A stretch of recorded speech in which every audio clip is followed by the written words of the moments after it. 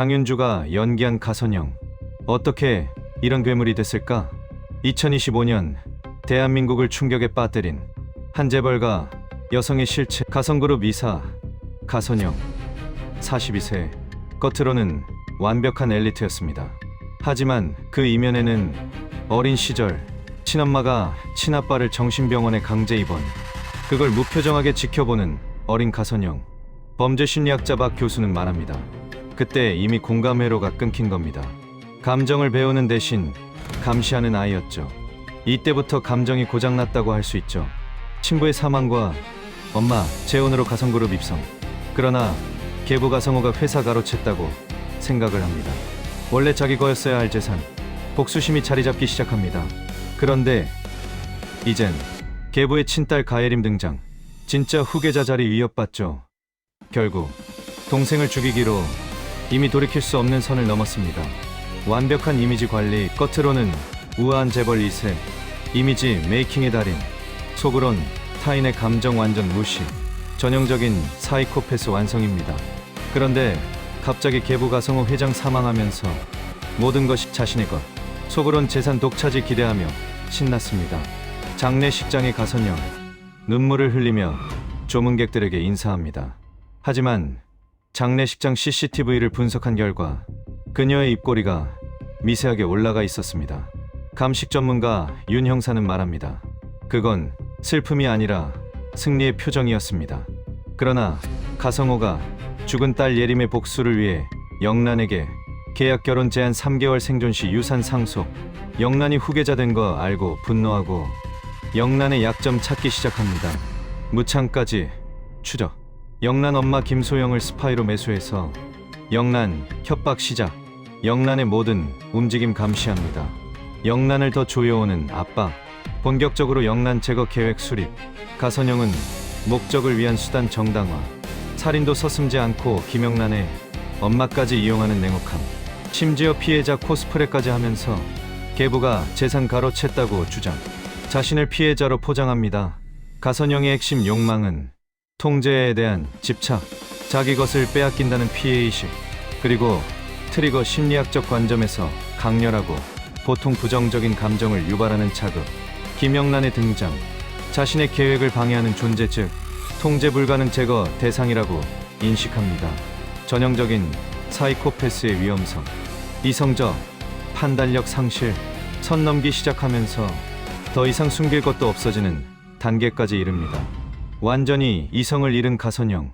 가장 위험합니다. 가선영의 목표는 영란 제거, 재산 독차지뿐입니다. 더 이상 미룰 수가 없습니다. 살인마 고용해서 영란 죽이려 합니다. 이미 회사 이사들은 절대 권력 앞에 무릎 꿇어 굴복해서 스스로 자기 편으로 만들고 이제 움직이기 시작한 가선영. 여기서 잠깐 김영란을 제거하기 위해 보낸 그 살인마 모두 의심한 기로세는 어떻게 가선영의 꼬리가 되었을까요? 그녀의 치밀한 계획.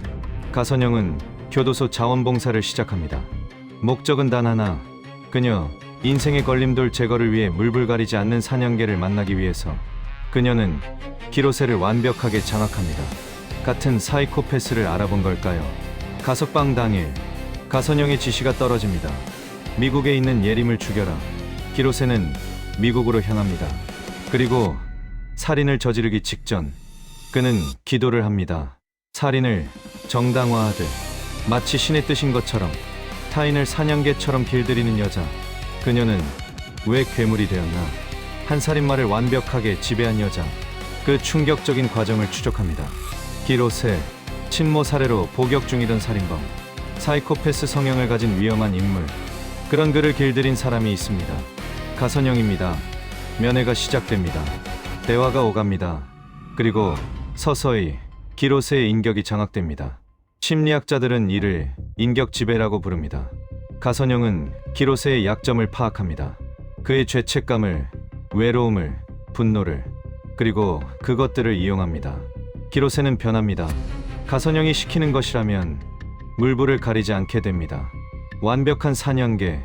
그렇게 길들여졌습니다. 기로세는 주저하지 않습니다. 프로파일러에게 물었습니다. 가선영은 어떤 유형의 사이코패스입니까? 가장 위험한 유형입니다. 계획형 사이코패스죠. 계획형 사이코패스의 특징, 즉흥적이지 않습니다. 모든 것을 치밀하게 계획합니다. 프로파일러의 경고, 이런 유형은 멈추지 않습니다. 다음 타겟은 이미 정해져 있습니다. 살인 전 기도하는 남자, 그를 사냥개로 만든 여자, 이중성의 극치, 그것이 가선영의 진짜 얼굴입니다. 이쯤에서 가선영의 입장을 생각해봐야 합니다. 수년을 준비했습니다. 예림을 제거했습니다. 이제 유산은 자기 것입니다. 그런데 갑자기 나타난 김영란. 과연 가선영은 어떤 선택을 했을까요? 당연히 제거입니다. 영란은 살아남습니다. 실패. 영란의 침몰을 매수합니다. 살인미수 교사 혐의를 조작합니다. 영란이 미리 파악합니다. 실패. 연속된 실패. 점점 다급해지는 가선영. 그렇다면 그녀가 선택한 최후의 수단은 무엇이었을까요? 모든 계획이 실패한 가선영. 이제 그녀에게 남은 선택지는 하나뿐입니다. 그런데 여기서 새로운 문제가 생깁니다. 동생 가선우. 범죄 심리학자 김 박사는 이렇게 분석합니다. 사이코패스는 나누는 걸 못 견딥니다. 특히 가선영 같은 계획형 사이코패스는 모든 걸 혼자 가져야 직성이 풀리죠. 그렇다면 가선영은 어떤 생각을 했을까요? 그녀가 저지른 모든 범죄, 그 증거가 담긴 USB. 가선우가 USB를 들고 나타납니다. 가선우, 그는 알고 있었습니다. 누나가 예림을 죽였듯이 자신도 죽일 거라고요. 도망을 결심합니다. 중국으로. 하지만 문제가 생깁니다. 모든 자금줄이 막혀 있습니다. 그렇다면 가선우에게 남은 선택은 하나뿐입니다. 누나, 이거 가지고 있어. 돈 입금 안 하면 김영란한테 넘긴다. 협박이 아닙니다. 생존을 위한 거래입니다. USB 총성. 가선우가 쓰러집니다. 기로세. 김영란을 향한 총구. 경찰 사이렌 소리가 들립니다. 현장 체포. 전동민이었습니다. 가선영 미소를 짓습니다. 전동민 살리고 싶어? 주원이 살리고 싶어? 내가 죽어. 방아쇠에 손을 올립니다. 그 순간 가성호, 죽었어야 할 회장이 서 있습니다.